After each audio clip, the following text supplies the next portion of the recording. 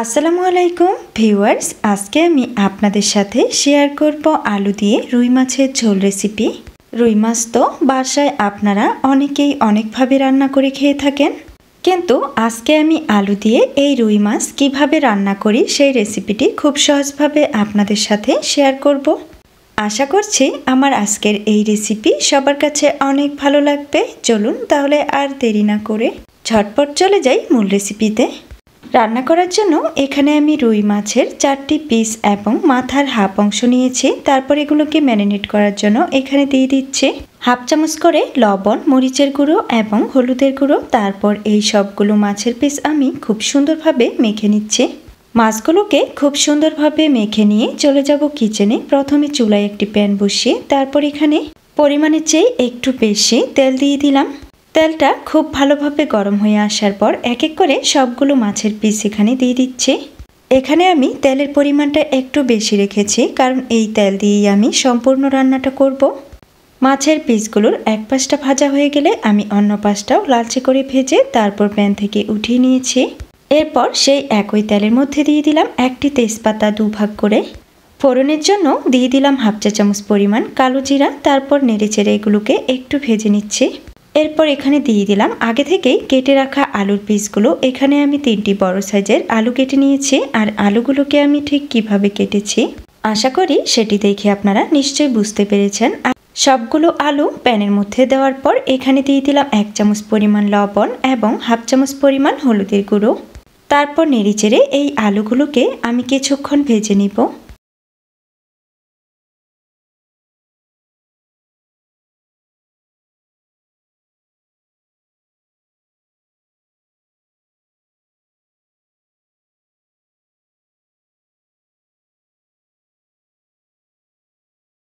একটু কিছুক্ষণ আলুগুলোকে নেড়েচেড়ে ভেজে নেওয়ার পর এই পর্যায়ে দিয়ে দিলাম 1 চামচ পরিমাণ পেঁয়াজ বাটা এবং হাফ চামচ পরিমাণ আদা বাটা।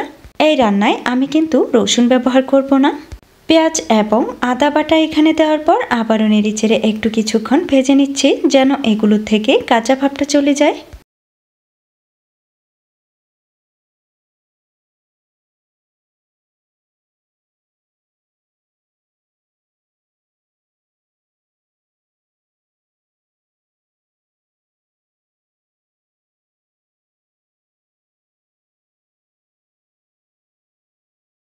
তো একটু কিছুক্ষণ এগুলোকে নেড়েচেড়ে ভেজে নেওয়ার পর এরপর এখানে দিয়ে দিচ্ছি হাফ কাপ পরিমাণ পানি।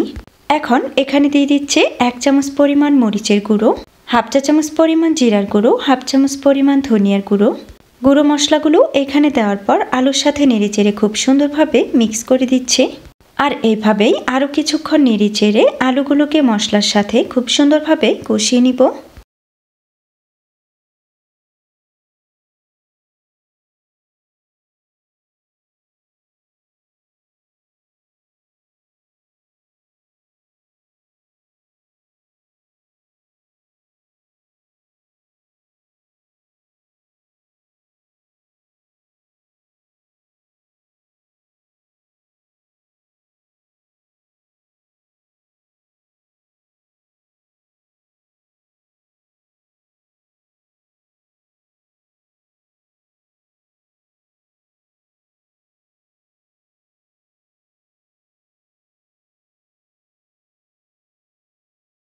কিছুক্ষণ নেড়েচেড়ে ভেজে নেওয়ার পর আলু এবং মশলা দুটোই যখন খুব সুন্দরভাবে কষানো হয়ে যাবে আর মশলা থেকে তেলটা ছেড়ে দিবে, ঠিক এই পর্যায়ে এখানে আমি সম্পূর্ণ রান্নার জন্য পানি অ্যাড করে দিব 2.5 কাপ পরিমাণ।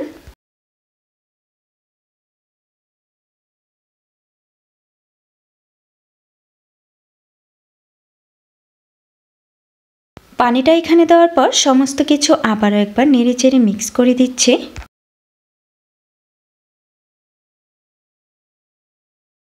এরপর এখানে আমি দিয়ে দিব আগে থেকেই ভেজে রাখা মাছের পিসগুলো।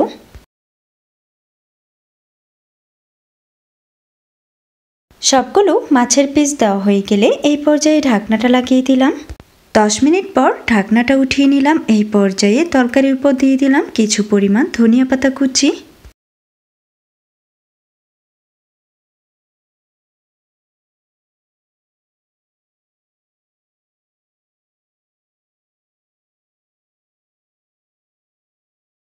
ধনিয়া পাতাগুলো দেওয়ার পর একটু নেড়েচেড়ে সমস্ত কিছু একসাথে মিক্স করে দিচ্ছি।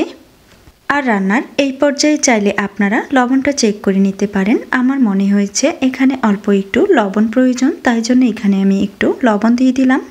আর তারপর এখানে দিয়ে দিলাম 5-6 পিস কাঁচামরিচ। এগুলো দেওয়ার পর আবারও আমি ঢাকনাটা লাগিয়ে দিলাম 2 থেকে 3 মিনিটের জন্য, যেন এই রান্নায় ধনিয়া পাতা এবং কাঁচামরিচের ফ্লেভারটা খুব সুন্দরভাবে ছড়িয়ে যেতে পারে। তো কিছুক্ষণ পর ঢাকনাটা উঠিয়ে নিলাম। এই পর্যায়ে দেখে আপনারা নিশ্চয়ই বুঝতে পেরেছেন ঝোলের পরিমাণ অনেকটাই কমে এসেছে আর আলুগুলোও কিন্তু খুব সুন্দরভাবে সেদ্ধ হয়ে গিয়েছে। এই পর্যায়ে রান্নাটা কিন্তু আমার সম্পূর্ণ হয়ে গিয়েছে।